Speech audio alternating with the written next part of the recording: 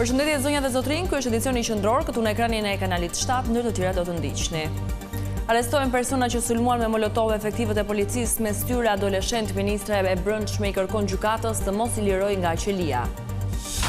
Berisha akuzon Ramën se kishte përgatitur skenarin për vrasjen e protestuesve. Kryedemokrati deklaron se në spitalin e traumës nuk kishte asnjë policë të plagosur.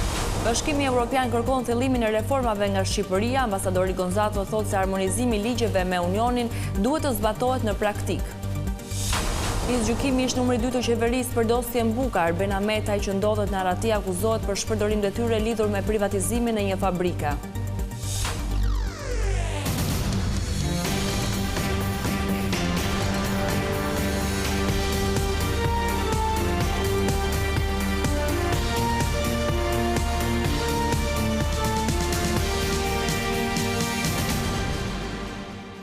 Më gjërësisht me lajmet, 21 persona janë arrestuar dhe disa të tjerë janë proceduar penalisht për sulmin ndaj policisë në tubimin e opozitës.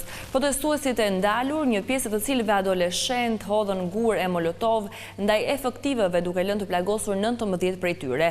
Ministria e Brendshme Albana Koçiu i ka bërë thirrje gjykatës të mos i tolerojë aktet e dhunës, duke liruar të arrestuarit. Policia e Tiranës ka arrestuar 21 persona në lidhje me protestën e zhvilluar pas ditën e së martës nga Partia Demokratike. Mes të prangosurve janë dhe 4 të mitur të moshës 17 vjeç, të cilët akuzohen për goditje për shkak të detyrës, plagosje të rënd me dashje, prishje të qetësisë publike, shkatrim prone dhe kundërshtim të punonjësit të rendit.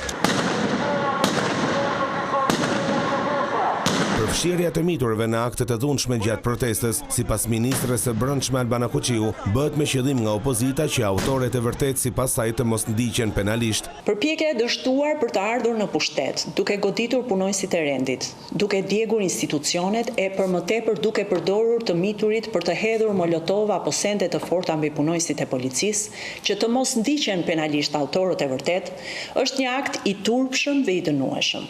Gjithashtu specialistët për hetimin e krimeve në Komisariatin numër 1 referuan materialet në prokurori dhe për sekretarin organizativ të Partisë Demokratike, Ervin Minarolli, i dyshuar për veprën penale, organizimi dhe pjesëmarrje në grumullime të paligjshme dhe shtyrja të miturit në krim. Ndërkohë në organin e akuzës janë referuar materialet dhe për deputetet Belin Këlliqi, Kleviz Balliu, Luan Baçi dhe Flamur Noka, të cilët akuzohen për kundërshtim të punonjësve të policisë dhe shtyrje të miturit në krim. Të arrestuarit priten që të dalin në gjykatë për të njohur me masën e sigurisë. Ndërkohë gjatë protestës së 24 janarit, të gjitha arrestuarit u liruan nga qelia.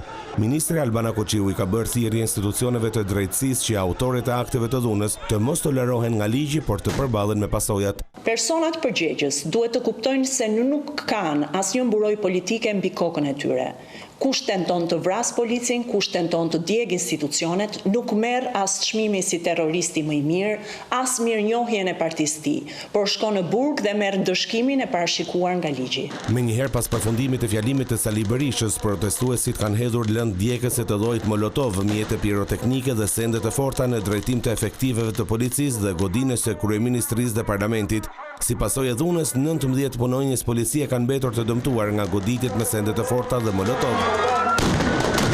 2 prej efektiveve janë dëmtuar më rënd si pasojë e djegjeve, ku njëri prej tyre mund të nënshtrohet ndërhyrjes kirurgjikale. 17 efektive të tjerë morën ndihmë mjekësore në spitalet dhe ndodhen jashtë rrezikut për jetën.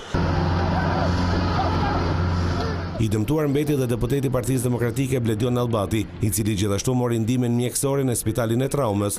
Ndërkohë policia sekuestroi 22 shishe molotov të pashpërthyera, si dhe 3 shishe me benzinë. Kryeministri Edi Rama ka reaguar lidhur me protestën e opozitës. Në një postim në rrjetin social X, Rama dënoi dhunën e përdorur ndaj efektivëve të policisë. Rama sulmoi protestuesit duke thënë se i shkojnë mbrapa një 80 e kusur vjeçari të damkosur të lajthitur. Teksta kërkoi drejtësi për policët e plagosur. Kreu i qeverisë theksoi se këto protesta do ta marrin përgjigje në zgjedhjet e ardhshme. Gjithashtu në reagimin e tij, Rama u shpreh se qeveria do të vijojë punën në rrugën e antarësimit në Bashkimin Evropian.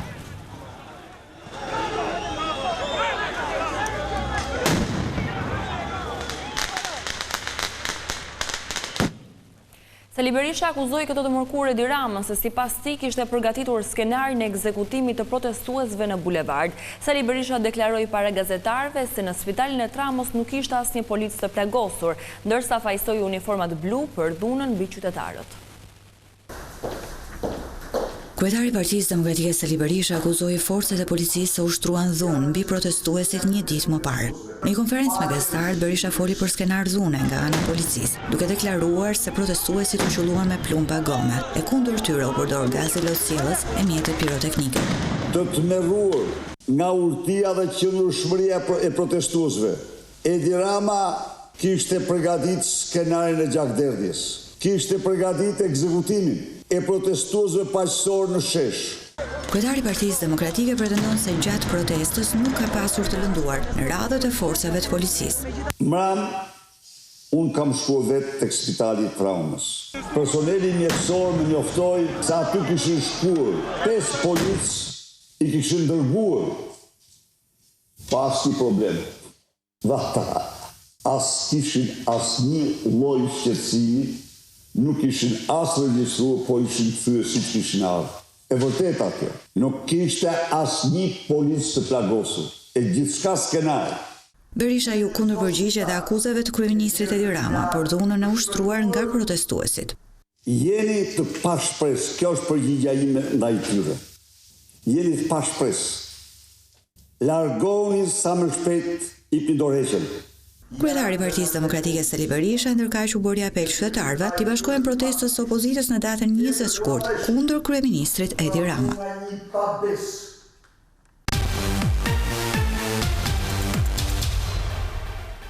Shumica dhe opozita rinisën punën për reformën territoriale. Në mbledhjen e komisionit të posaçëm, palët të rënë dakord të punojnë për një produkt konsensual në funksion të shërbimit ndaj qytetarëve.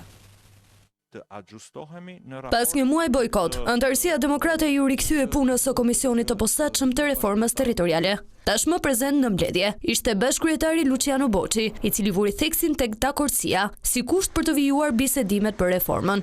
Nëse rruga jon kalon pjesërisht nëpërmjet konsensusit, ne votojmë raportet caktuara, sepse është domosdoshmëri që të eci përpara komisionit, apo vendimet caktuara që kërkojnë konsensus dhe në fund fare del me variant të personalizuar politik, atëherë ç'u kuptim ka komisioni?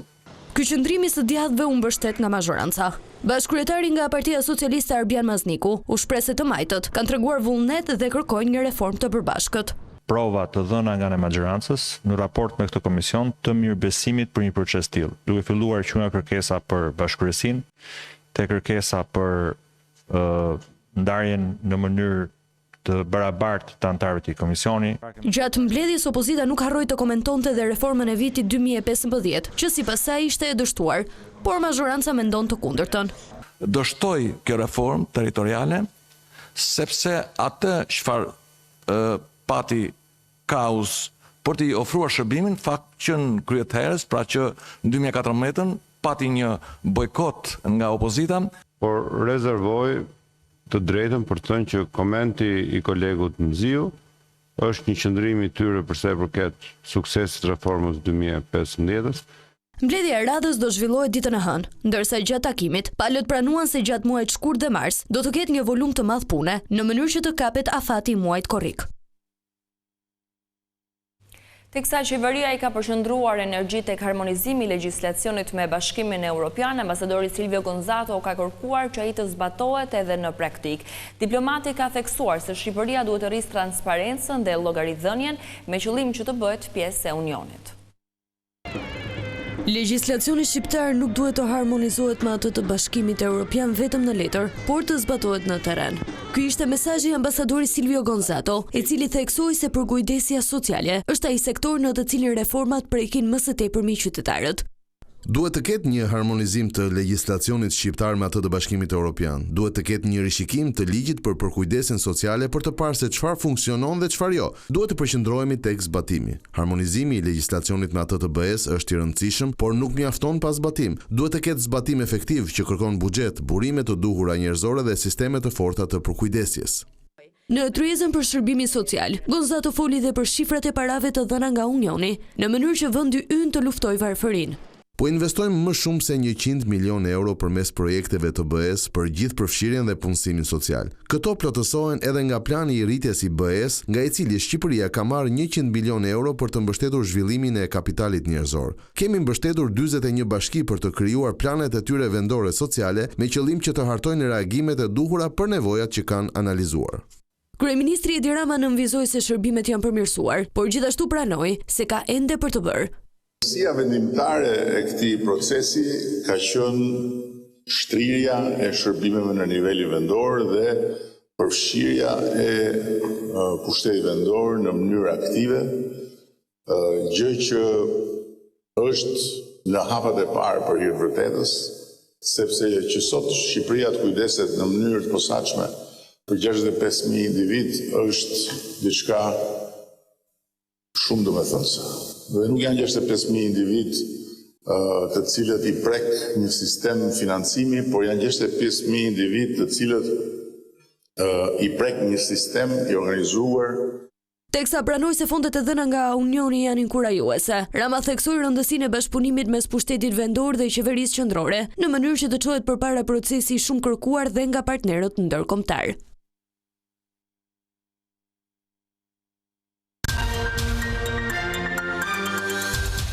Me 66 vota pro e 44 kundër, Albulina Axhiu është zgjedhur kryetare e re Kuvendit të Kosovës. Në seancën e sotme u përmbyllën edhe procedurat e tjera për konstituimin e parlamentit të ri.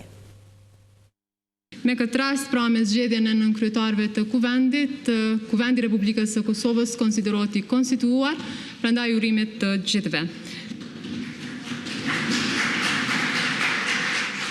Kuvendi i Kosovës është konstituuar këtë të mërkur me 104 vota pro dhe 3 kundër, duke shënuar nisjen zyrtare të funksionimit të institucioneve pas zgjedhjeve parlamentare. Seanca nisi me verifikimin e mandateve të deputetëve të zgjedhur dhe vazhdoi me betimin solem të tyre. Dhe të gjithë shtetasve të saj. Pas përmbylljes së procedurave të konstituimit, deputetët votuan për kryetarin e Kuvendit. Albulina Axhiu u zgjodh kryetare me 66 vota pro dhe 44 kundër, duke marrë drejtimin e institucionit më të lartë ligjvënës në vend për këtë mandat. Në fjalën e saj pas zgjedhjes, Axhiu falenderoi deputetët për besimin e dhënë.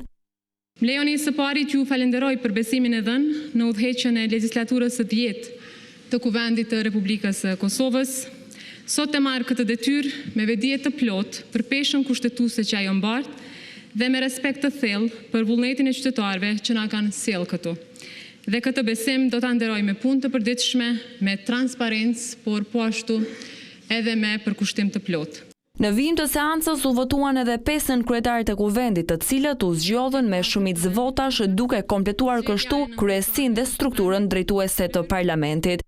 Konstituimi i Kuvendit i hap rrugë formimit të institucioneve të tjera, përfshir procedurat për zgjedhjen e qeverisë së re dhe formimin e komisioneve parlamentare.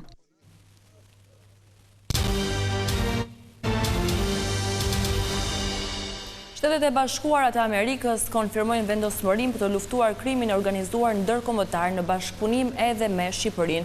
Për këtë arsye, drejtori i Zyrës për Evropën dhe Azinë i Byros së Çështjeve Ndërkombëtare të Narkotikave dhe Zbatimit të Ligjit të Departamentit të Shtetit u takua këtë të mërkur me disa zyrtarë të lartë në Shqipëri. Gjatë diskutimeve me kreun e prokurorisë së posaçme, atë të Byros Kombëtare të Hetimit, ministren e Brendshme dhe presidentin Begaj, mesazhi i zyrtarit amerikan ishte që të luftohen kriminalët që kërcënojnë sigurinë. Në mesazh në ambasadës amerikane thuhet, Shtetet e Bashkuara janë të përqendruara në ofrimin e aftësive, mjeteve dhe bashkëpunimin në Shqipëri dhe në rang global për partneritet që ndajnë angazhimin ton për të luftuar kriminalët që dëmtojnë qytetarët e vendeve tona, kërcënojnë kufin tanë dhe cënojnë sigurinë tonë kombëtare. Nga kjo e mërkur, ish zëvendës ministri Arben Ahmeta i përballet në gjyq me prokurorinë e posaçme për çështjen Buka. Ai akuzohet për shpërdorim detyre në privatizimin e një fabrike në Tiranë. Ahmeta i dyshohet se favorizoi një biznesmen në dëm të pronarëve të Truallit. Nis betejë ligjore ish numri 2 të qeverisë, Arben Ahmetaj në gjykatën antikorrupsion për dosjen Buka. Kjo e mërkur shënoi seancën e parë gjyqësore në themel për privatizimin e fabrikës së Bukës te zona e 5 Majit. Prokuroria kërkoi në proces të merrej në pyetje i pandehuri Ahmetaj, ndërsa mbrojtja kërkoi që ish ministri të dëshmojë përmes audios ose videos. Gjyqtarja e posaçme Irena Gjokaj tha po kësaj kërkese. Ndërkaq Spaki, përfaqësuar nga prokurori Elvin Gokaj, kërkoi 22 dëshmitar që provojnë sipas tij akuzën e shpërdorimit të detyrës. Mes tyre bën pjesë edhe ish ministri i financave Shkëlqim Cani, i cili më 30 janar të 2 viteve më parë është marrë në pyetje pikërisht për këtë çështje. Të parën në listë, organi i akuzës kërkoi Lirin Fezollarin, personin që nga hetimet del se Ahmetaj e favorizoi duke privatizuar pronën. Ky privatizim i solli atij përfitime monetare, por nga ana tjetër dëmtoi familjen Myderizi, e cila e ka kallëzuar në SPAK. Ahmetaj, sipas prokurorisë, e nxori në ankan truallin e tyre pa përcaktuar formulën e shitjes, duke dëmtuar edhe shtetin. Kur mori pandehur për këtë dosje, prokuroria tha se e bazon akuzën e shpërdorimit të detyrës në komunikime me SMS të vitit 2019 dhe më tej të vitit 2020. Seanca e radhës u la në datën 24 shkurt, ndërsa nga hetimi, prokurori Elvin Gokaj ka regjistruar edhe një fraksion tjetër për pastrim parash për një transfer 3 milion euro drejt Austrisë, për të cilat ka nisur verifikimet lidhur me lëvizjen e parave. Ahmetaj ka përjashtuar kategorikisht përfshirjen e tij në këtë privatizim, duke thënë se procedura ka nisur në vitin 2004.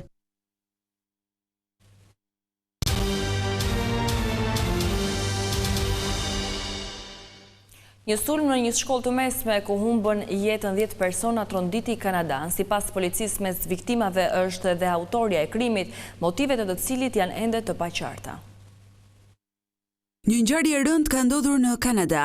6 persona kanë mbetur të vdekur në vend nga një sulm në një shkollë në Tumbler Ridge. Një tjetër humbi jetën ndërsa po transportohej në spital, ndërsa 2 u gjetën pa shenja jete në një banesë. Policia dyshon se të dyja ngjarjet janë të lidhura me njëra tjetrën. Mes viktimave është edhe një grua që sipas autoriteteve mund të jetë autorja e sulmit. Royal Canadian Mounted Police ka deklaruar se të paktën 27 njerëz kanë mbetur të plagosur, mes tyre 2 që janë transportuar me helikopter në spital me plagë shumë të rënda. Motivet e sulmit nuk dihen, ndërsa policia po vijon hetimet për ngjarjen. Shkolla e mesme ka 175 nxënës nga cikli mesëm i ulët dhe i lartë. Në një postim në rrjetet sociale, kryeministri i vendit Mark Carney shpreu ngushëllimet për familjarët e viktimave. Lutjet dhe ngushëllimet e mia më të thella janë me familjet dhe miqt që kanë humbur të dashurit e tyre në këto akte të tmerrshme dhune. Bashkohem me kanadezët në pikëllimin me ata, jeta e të cilëve ka ndryshuar në mënyrë të pakhthyeshme sot, dhe një mirënjohje për guximin dhe vetmohimin e ndihmësve të parë që rrezikuan jetën e tyre për të mbrojtur bashkëqytetarët e tyre. Kryeministri anuloi të gjitha udhëtimet e planifikuara për shkak të ngjarjes së rëndë. Kjo është gjithçka e përgatitur edhe për këtë edicion informativ. Unë ju falenderoj për vëmendjen tuaj. Bashkë mirupafshim.